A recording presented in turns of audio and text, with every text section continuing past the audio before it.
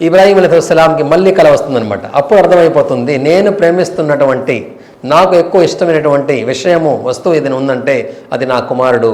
నా కుమారుడిని అల్లాహ్ తబారక్ వ తఆలా మార్గంలో త్యాగం చేయమని చెప్పి కల ద్వారా చెబుతున్నాడు. కాబట్టి నేను ఈ పని చేయాల్సిందే అని చెప్పి ఇబ్రాహీం అలైహిస్సలాం గారు తన తనయుడిని పిలిపించి ముందు కూర్చొని పెట్టి అడుగుతారు, ఏమని, ఓ ఇస్మాయిల్, నేను కలలో చూశాను నిన్ను అల్లాహ్ మార్గంలో బలిస్తున్నట్టు, నిన్ను అల్లాహ్ మార్గంలో త్యాగం చేస్తున్నట్టు, నువ్వు దీనికి ఏమి సమాధానం చెబుతావంటే, అప్పుడు ఒక పక్క ఇబ్రాహీం కూడా పరీక్ష, ఇంకో పక్క ఇస్మాయిల్ కూడా పరీక్ష. ఏమని చెప్పారు, ఓ నాన్నగారు, మీరు ఏ కళనైతే చూశారో ఆ కళని మీరు నెరవేర్చండి, తప్పకుండా అల్లాహ్ తబారక్ వ తఆలా అనుకుంటే మీరు నన్ను సహనశీలుల్లో చూస్తారు, సహనం వహించే వ్యక్తుల్లో మీరు నన్ను పొందగలరు అని చెప్పి ఇస్మాయిల్ గారు అప్పుడు చెప్పడం జరిగింది.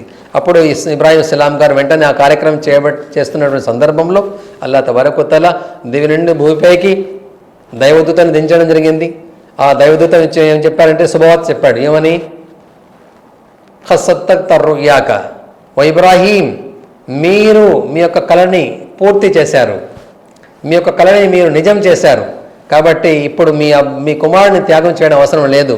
కాబట్టి దానికి బదులుగా మేము స్వర్గం నుంచి ఒక పశువుని దించుతున్నాము, దాన్ని మీ కుమారుడు బదులుగా దాన్ని త్యాగం చేసి దాన్ని ఇతరులకు పంచండి అని చెప్పి ప్రవక్త సల్లల్లాహు అలైహి వసల్లం ఇబ్రాహీం సలాం గారికి ఆజ్ఞాపించడం జరిగిందన్నమాట. కాబట్టి ఆ విధంగా కుర్బానీ మా ముందుకు వచ్చింది. కుర్బానీ అంటే ఒక పశువుని తీసుకొని వచ్చి, ఒక మేకని, ఒక గొర్రెని తీసుకొని వచ్చేసి దాన్ని జుబా చేసి తినేమేయడం కాదండి.